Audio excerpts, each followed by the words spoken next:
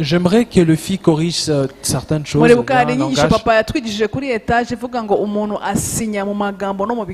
Vous savez, papa nous a dit que l'homme fait des accords par sa propre bouche, par le mot qu'il déclare. Et par les actions. Et par les actions. Yes.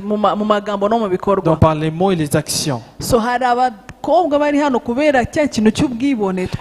Il y a deux filles qui sont ici à cause de l'orgueil dont on a parlé.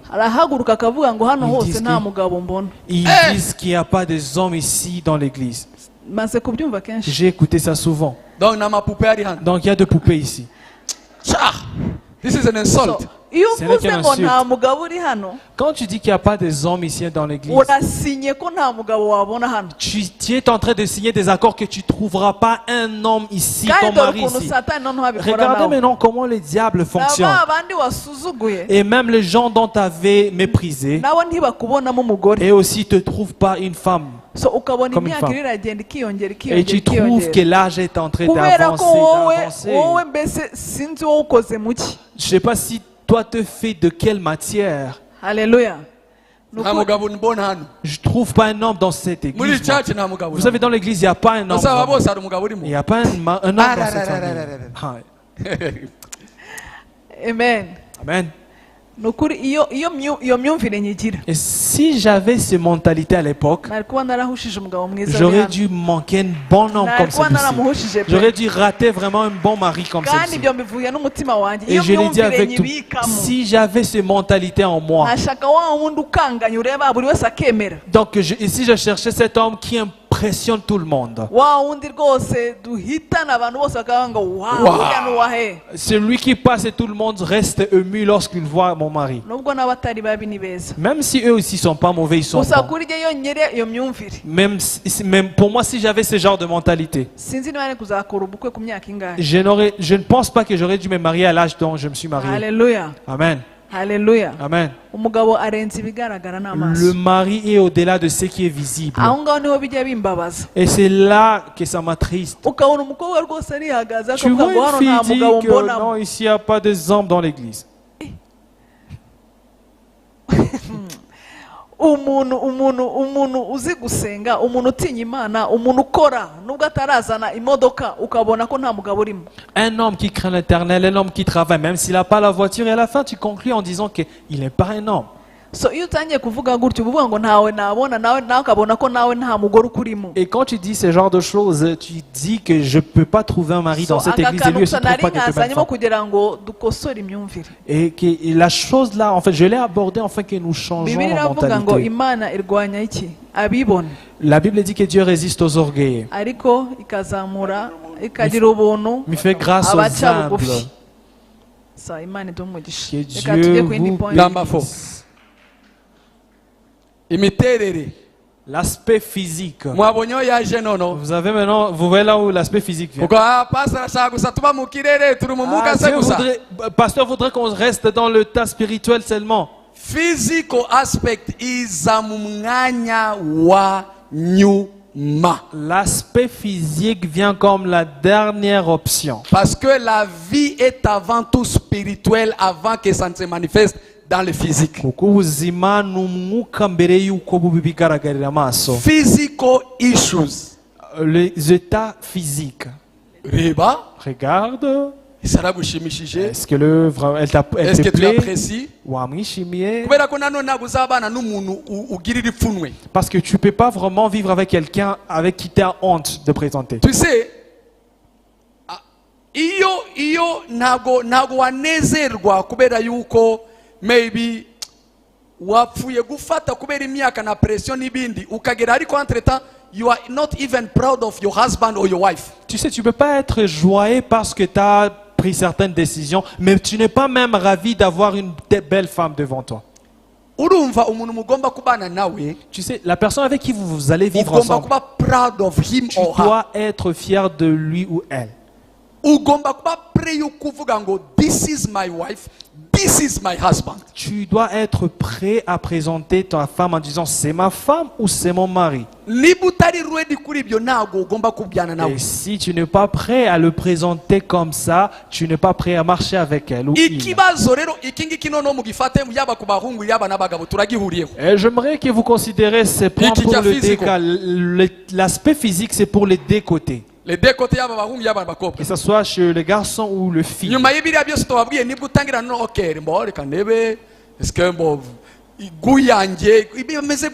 Après avoir tout regardé, tout ce qu'on a mentionné, maintenant tu commences à observer, est-ce que vraiment ça va avec ce que j'aimerais avoir comme goût? Parce que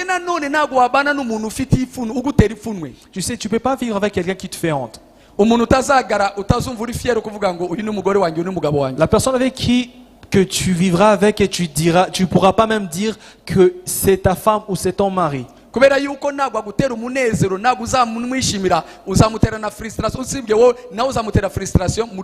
Pas seulement toi, si tu vas aussi la frustrer parce que tu n'es pas capable de lui présenter. L'aspect physique vient dans la dernière place. Vous savez, lorsque nous parlons de l'aspect physique, nous parlons de l'aspect naturel. Donc, c'est qui se vit. Ici, nous avons amené aussi un autre aspect. Là où d'où vient la personne. Je n'aimerais pas qu'on passe au-dessus de cette chose. C'est une chose aussi qui est en train de vous frustrer, vous qui êtes ici. C'est un blanc, moi je suis noir. J'aimerais pas que vous m'amenez dans d'autres choses. Lui il est noir et moi je suis blanc.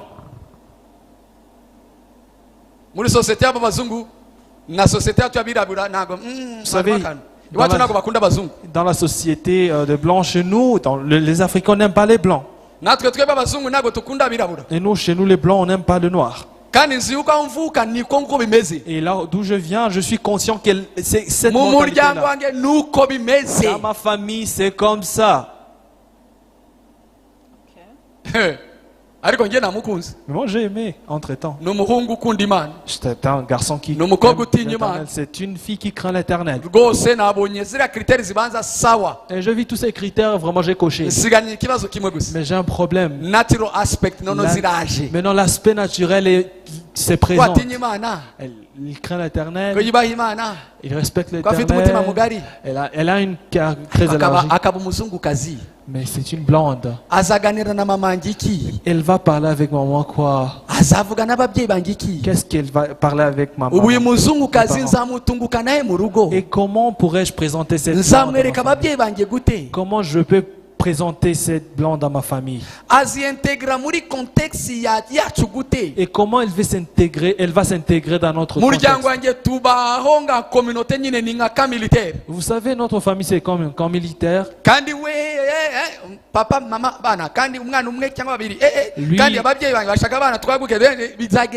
mais elle veut avoir des enfants. Mais mes parents voudraient qu'on ait beaucoup d'enfants. Maintenant, elle, comment elle va considérer cela? Physical and natural aspect.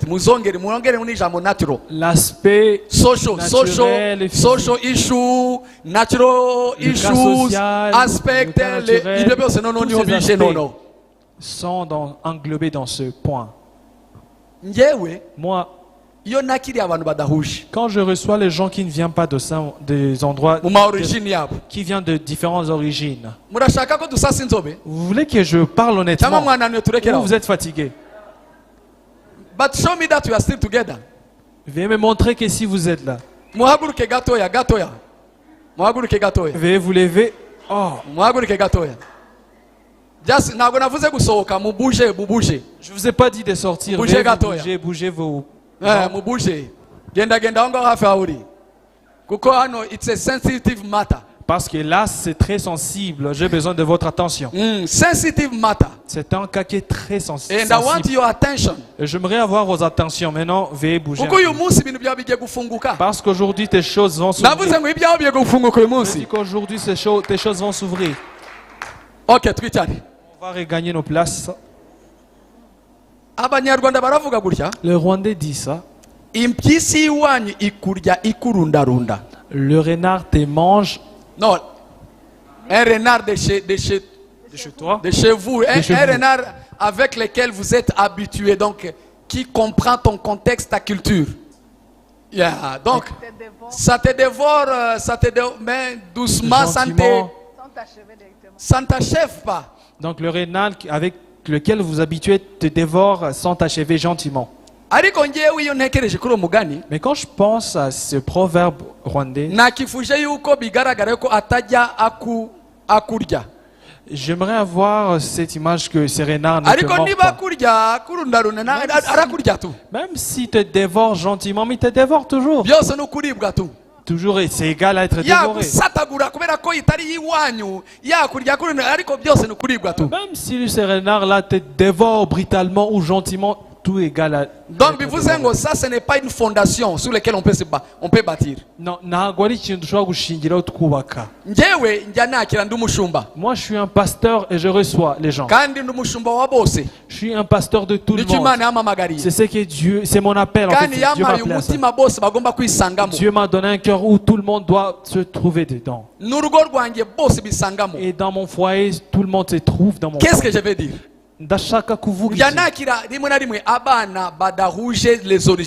Souvent je reçois des enfants qui n'ont pas la même origine. Yes, les origines zabo, et qui ne viennent pas de même tribu. Et qui se sont aimés entre eux. Mais entre-temps, ukaganira nabo bakakugaragariza buri mwese mungi ngafite yiwabo. Et quand ils s'expriment, ils te montrent comment ils s'enquêtent de leur famille concernant leurs relations.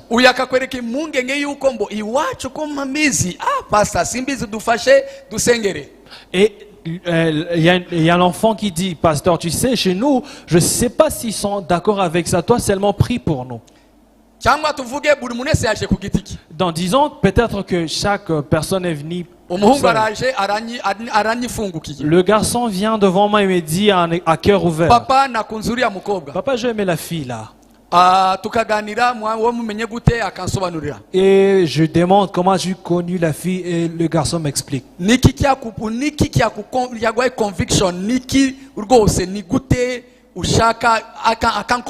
Et qu'est-ce qui t'a poussé, qu'est-ce qui t'a convaincu à aimer la fille? Et le garçon m'explique qu'est-ce qui l'a poussé à aimer la fille.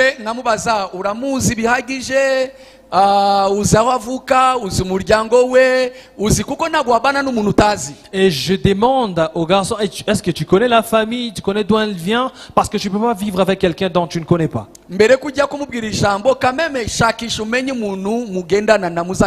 Avant de dévouer le mot ou de dire que tu l'aimes. Donc essaie un peu de te renseigner l'entourage. Parfois il me dit ceci. Oui, c'est vrai, j'ai essayé de réunir toutes les informations. Et il me présente ça à table. J'ai réalisé qu'on n'a pas de même origine.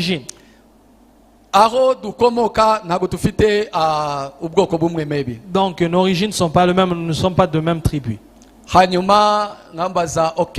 Et je dis, ok, c'est bien. Et c'est très bien parce que tu as connu toutes ces choses-là. Et après avoir connu toutes ces informations, qu'as-tu résolu, toi? Mais pourquoi ça te frustre d'abord? Pourquoi tu t'enquêtes à ces choses? Tu l'as aimé. Tu l'as apprécié. T'as vraiment apprécié la fille. Pourquoi tu présentais cette chose d'origine? Tu sais, chez nous, comment il essaie de le présenter chez nous, tout ça. Parce que je ne sais pas si je peux le dire dans le nom. Je dis, moi je suis le pasteur, sens-toi à l'aise, dis-moi. Et il commence à dire. Et il commence à tout me dire la vérité. Regarde maintenant ce que moi je lui conseille comme un homme de Dieu. Et j'aimerais que vous connaissiez mon opinion par rapport à ça. En tant que votre pasteur, la première chose dont je peux te dire c'est ceci. Comme l'argent ne peut pas bâtir un foyer, l'origine aussi, le tribu ne peut pas bâtir un foyer. Écoute-moi bien. Comme l'argent, les choses ne peuvent pas bâtir un foyer. Oui, ça peut te donner un mariage. Mais ça ne peut pas bâtir un foyer pour toi. La même chose que le tribu ne peut pas bâtir pour toi un foyer. Vous comprenez? Vous savez maintenant ce que je dis à ce genre de gens? Je leur dis ceci. Tu l'as aimé? Are you convinced? Est-ce que tu es convaincu? Es-tu sûr que c'est la personne idéale que Dieu a amenée dans ta vie afin que tu marches avec elle dans ton destin? J'aimerais que vous ayez un seul accord avec ton conjoint. Parce que j'aimerais te dire que vous allez faire face à ces choses dans votre société. Vous serez supposé faire face à cette chose. Et vous allez rencontrer les gens qui vont vous contredire. Les gens qui voudraient faire ça comme un problème dans votre foyer, qui viennent de leur famille ou de votre famille. Donc ils vont utiliser ça comme la carte majeure pour détruire votre foyer. Moi je leur dis ça.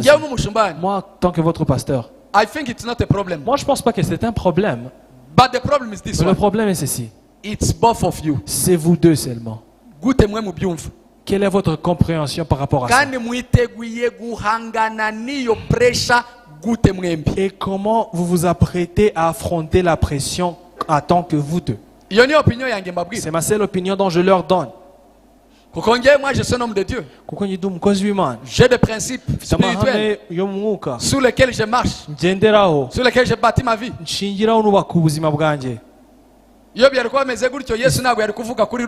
c'était le cas, Jésus ne pourrait pas parler sur Ruth. Non, il ne pouvait être né. Il ne pouvait pas même être parmi la descendance de Ruth. Si tel était le cas, Jésus ne pouvait pas accepter d'être parmi la descendance de Ruth. Est-ce que vous savez que Jésus fait partie de la descendance de Ruth, la Moabite? Est-ce que vous savez que Jésus fait partie de la descendance de Rahab la prostituée? Est-ce que êtes-vous conscient de cela ou vous ne lisez pas vos Bibles? Rahab la prostituée qui avait hébergé tous ces espions qui venaient espionner. Rahab avait rencontré un homme en Israël. Elle était la Canaanite. C'était à Jéricho. Et il a vu un homme en Israël. À cause de cette cœur de serviabilité que Rahab avait lorsqu'il avait logé les espions. Je vous dis qu'une femme, le cœur, c'est pas un tribu ou l'origine quelconque. Un homme d'Israël a cherché. Et ils ont enfanté un garçon qui s'appelait Boaz. Un garçon qui était rempli de valeurs. C'était un garçon rempli de valeurs. Dieu lui a béni. Le garçon était vraiment un homme riche. Et cet garçon-là, qui venait de Rahab et cet homme d'Israël, et cet enfant-là a rencontré Ruth, qui a été venue par la Moabite. Et il a vu tout ce valeur de la fille. Même s'ils ne viennent pas de même origine. Même si on lui appelait l'étrangère. Et il a vu son cœur. Et il a dit qu'il y a une femme dans cette fille. Il y a une femme dans cette fille. Il y a une femme dans cette fille. Au-delà au-delà des origines, il y a une femme ici. Vous savez ce qu'il a dit à la femme? Et il a dit ceci. Il a dit, j'ai écouté de tes nouvelles. J'ai entendu tes éloges me sont parvenus.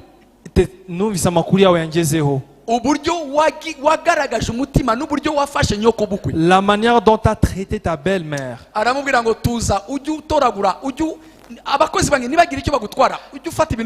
Il a dit que mes serviteurs ne t'embêtent pas, sans toi les et prends tout ce que tu veux. Et il s'est marié avec la femme. Et ils ont enfanté Obed. Et Obed a enfanté Isaïe. Isaïe a enfanté David. Et David fait partie de la descendance de David. Mes chers enfants, écoutez-moi bien.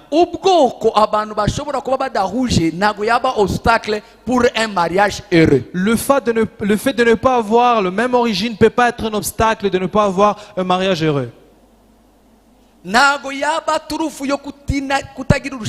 Cela ne peut pas être un obstacle qui peut vous empêcher d'avoir le bonheur dans vos foyers.